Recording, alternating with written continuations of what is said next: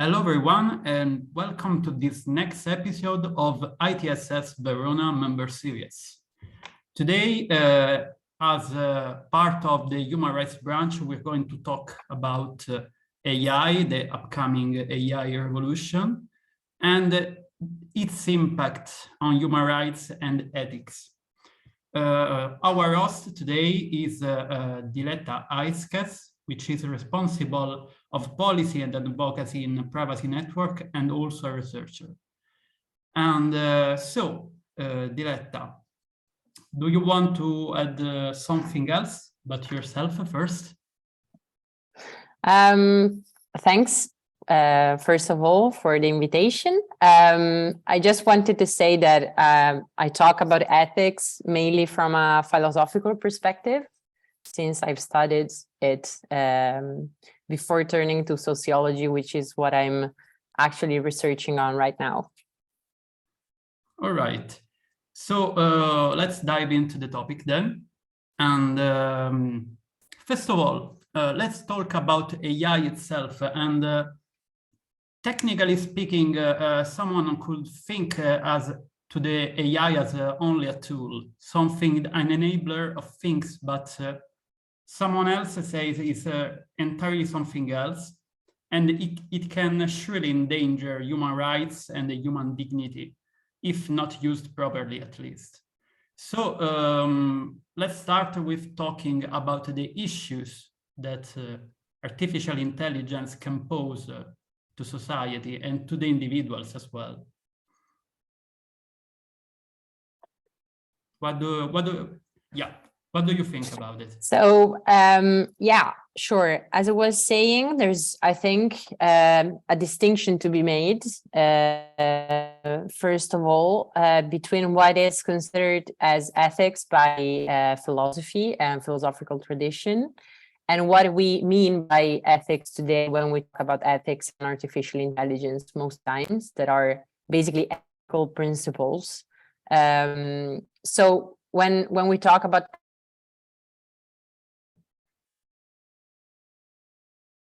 trust of brain related to computers, so there are many different aspects that we can talk about and that we can discuss related to artificial intelligence and technology and the impacts they have on humans and society. But I think what interests us more is what we do in practice with this philosophy and philosophical mindset. That is what we translated progressively in the last years in what we consider as ethical principles, and what the Commission, for example, did a few years ago with the Trustworthy AI guidelines. So we talk about fairness, transparency, accountability, data protection even, and non-discrimination. So this reflects a bit my path and my story, because I was saying that I studied philosophy, but and I'm a researcher, but I'm also a civil society activist, let's say, in Privacy Network. So I have quite a theoretical mind that I combine with my practical interest and empirical study. And so ethics and AI cover quite a lot of different aspects, as I was saying.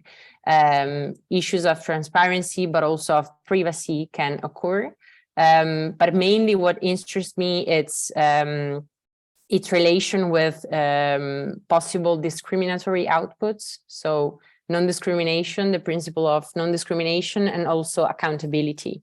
And why it's important to talk about discrimination and artificial intelligence? Well, because even if we want to focus on the positive aspects, we need to always take into account and consider the fact that technology can always has the power to amplify certain discriminations that we face in our societies, even nowadays. So whatever discrimination or inequality, social inequality that we have in our history and societies, can be amplified by algorithms or artificial intelligence applications. And this is because once something, an idea, a political belief, a value, it's codified into the interpretation of data, for example, or into algorithms or into automated outputs, it's easier to create objective reflections of reality. And this is because we, most of the times, many people interpret algorithmic outputs as objective and neutral only because they're based on mathematics. And this can be very dangerous for our societies. So that's the main problem which I'm focusing on right now. So the idea that discriminations are easier to become feedback loops of injustice, basically, as Virginia Eubanks once said. I see. And I think perhaps providing an example of that, we can think, I guess, about the issue with datasets, which perhaps the more straightforward instance of such discrimination, because if the data set on which the algorithm is trained is spoiled, then the system itself is spoiled. If I'm grasping correctly what you are saying.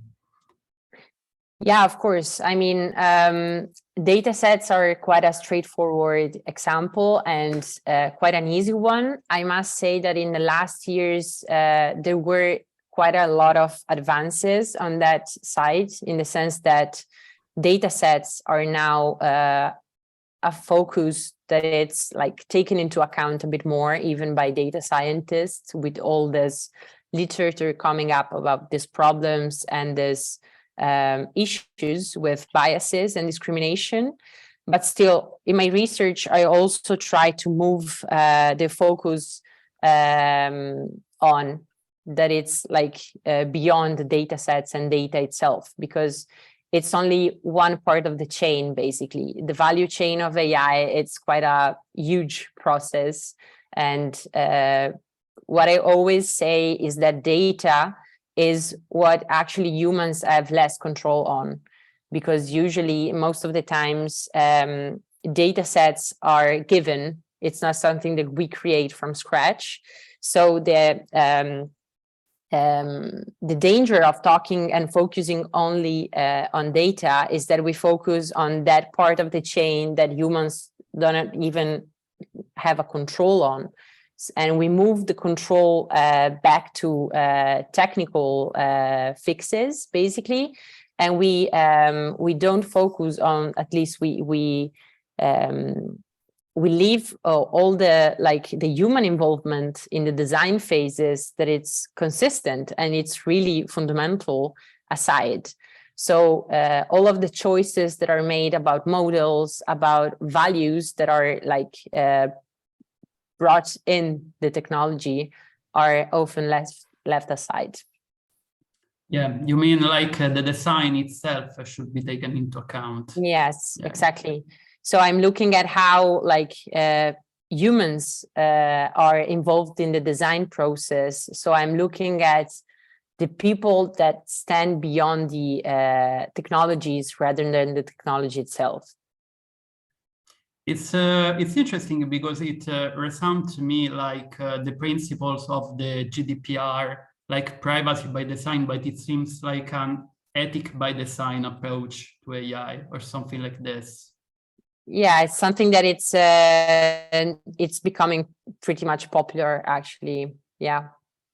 I don't like to talk about ethics alone, actually, because I think it's something that is going way beyond ethics itself. Also, because, as I was saying in the beginning, ethics is not something that we actually agree on. It's something actually a bit complex. So we don't have a clear definition of what ethics is and what we intend by ethics. And also, it's something that it's not universal. So that's what's different and difficult to distinguish also between law and ethics. For example, you were saying that you were a legal expert. I always have this conversation because people sometimes mix the two up a little bit. So they say that policy or laws or norms can be mixed up with ethical principles, and I think that's pretty dangerous. Yeah, it's true. It is something that institution or like a system itself can project values. Law itself can project a value, but it's not like ethics is equal law. They are something different. Yeah, and, exactly. You, Ilaria, do you want to add something? Yeah, I thought that this whole debate on to what extent ethics can be felt as itself something that it's right or wrong, depending on which kind of system of value it's based on. It's really interesting. And I think that it's also, I thought it was really interesting what Diletta said about this fact that if we focus on something that it's beyond the control of human beings, then there is also a question rising about who is really responsible for this. If we believe that in the end, this AI and algorithms are really like something that we cannot control up to a certain point. It's definitely a dangerous ground to play on. And I had a question about this, especially like linking this to what you were saying before about the danger of discrimination and social profiling.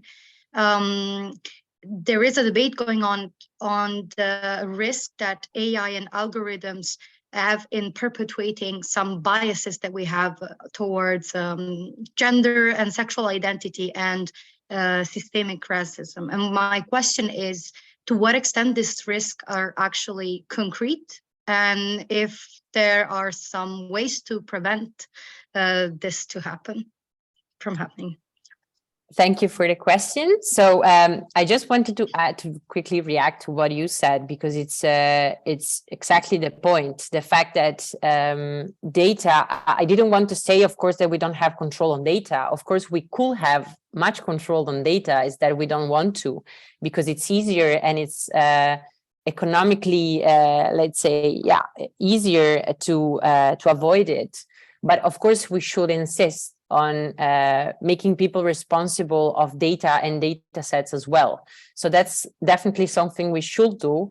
But what I wanted to say is not that when we have a clear and good data sets that the thing ends there. I mean, there's a whole process of building a technology that goes beyond data. That's what I was saying. So we should also look at other phases and other choices. For what concerns biases and discriminations, well, of course, it is concrete what you were saying, because as I was previously talking about, all our discriminations and inequalities that we face every day into society are present also in the digital realm and in the technological tools that we built. And this is because, as I was saying, we create them, and there's a construction that we do that it's social and political and economical. So we reflect our values on these technologies. So you were asking about examples, where there are many, many examples about gender and racial biases. And I think most of the people at least heard about one in their lives by now. But this is something that I was focusing for a couple of years, gender biases, for example, because this, as we know, it's still probably our biggest concern, at least in Europe. So the fact that half of the world population is still discriminated systematically from the other half, at least, and from a world of values and institutions and discrimination that is basically patriarchal by design. So of course, we have this problem with gender biases, which our society are still full of. but I was studying them for a couple of years. So all the examples about the fact that women don't have access to certain services as men do, because they were historically, let's say, not considered as much employable as men, for example. So they are rejected for loans or for credits or stuff like that, or for certain jobs and certain leadership positions by algorithms. But then I realized at some point that there's actually no point of treating these discriminations as blocks. So there's no point of talking only about gender discrimination in AI. Even if I wrote a thesis on that, I realized that we need to, in our era, we need to focus, and we have the duty to focus on intersectional discrimination, even when we talk about artificial intelligence and technology. So there's not a gender discrimination that ends up there, but we know we have income inequalities, we have racial inequalities, as you were mentioning. So we should treat them as a huge thing and a huge problem that we need to deal with. So when the AI Act first draft came out, for example, they were not talking about gender discrimination or racial discrimination. They were talking about discrimination in general. So I thought we should definitely move on and talk about inequalities that can be codified into design in general. Yeah, I absolutely agree with the fact that the concept of intersectionality, not just in the digital realm, but as a whole, should be way more prominent in the legislative realms, in the kind of world that we're living right now. Because, for example, I was thinking about the digital divide when you were talking, and as you also stressed, the digital divide at this point in history is not just about social status, but it's, pardon the repetition, an intersection of various levels, and to what extent these levels are actually marginalized or privileged. And about this AI Act that the European Union is trying to define, it's said to be a legal instrument which is supposed to tackle this risk and problems that arise with the AI and algorithms in a broader and more holistic way. And except from this lack of intersectionality and mention of types of discrimination that you mentioned, what kind of other limits do you think it has when it comes to the topic that we're dealing with? And more in general, how is it structured? Well, I think 1 hour wouldn't be enough to talk about the limits of the incoming European regulation on AI.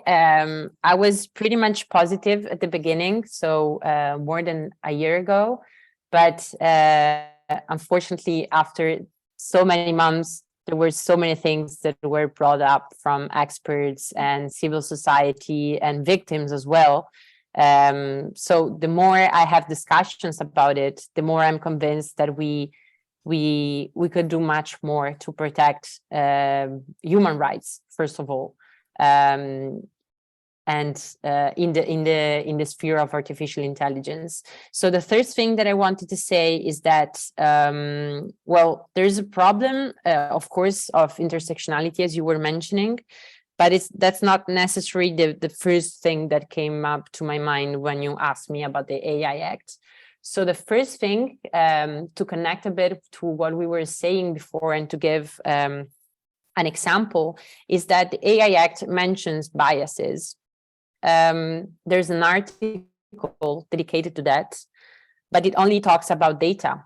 So the idea is that the requirement, as it was written in the beginning, now it's changed a little bit, but I don't think it will be changed completely, was that data and data sets should be complete, should be good, should be perfect, basically, which is something that we all know it's basically impossible. So both civil society and on the other side, like business, was saying, look, this is something that it's not realistic. It's not something that it's achievable. So you will have a problem both of like burden on business and innovation, and on the other side on rights of people, because they cannot appeal to something that it's not achievable. So that's the first huge problem that I see that is connected to what we're talking about. So it's the topic and the issue of bias is not actually covered in the AI Act, because it doesn't give like a spectrum of what the value chain of AI is and where the problems may arise apart from data. So that's the first thing. And then the second thing that I want to mention, since you were asking about solution actually in your previous question, and I know I didn't answer on purpose because I wanted to talk about it now, that it's it's connected to the requirements that the Act will ask about. So the idea that an AI system based on its level of risk, so we know that the regulation will basically tackle only what are considered to be high-risk systems, and those high-risk systems will need to be compliant to those requirements, basically. But the requirements, as we just saw, are not that structured and complete enough. So what we were hoping for was a system that would act as an impact assessment on human rights from the standpoint of European values and this incoming regulation. So basically, what I think it's a big failure, let's say, of this norm is that it doesn't tackle human rights at all. So I was discussing with people that are working on it in the parliament. They were trying to push for an impact assessment on human rights. And this, I believe, it's the only solution we have. So also to answer to your previous question, to ask and to businesses and to organizations and to public administration that not only develop, but also use AI systems, especially if considered high risk. So they have to do with the rights of people and with their fundamental, let's say, needs of citizens. For example, when you think about public administrations, they need to be assessed in a way, because otherwise we don't know what's going on there. And we all know that there have been many scandals already around Europe that tell us that if we don't have transparent systems, not in the sense that they don't need to be black boxed, but in the sense that you're not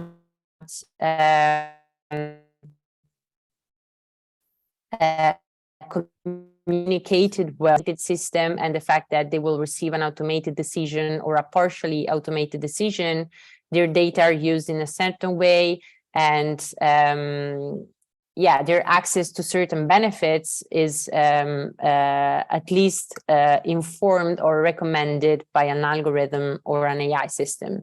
So these are things that should be addressed somehow.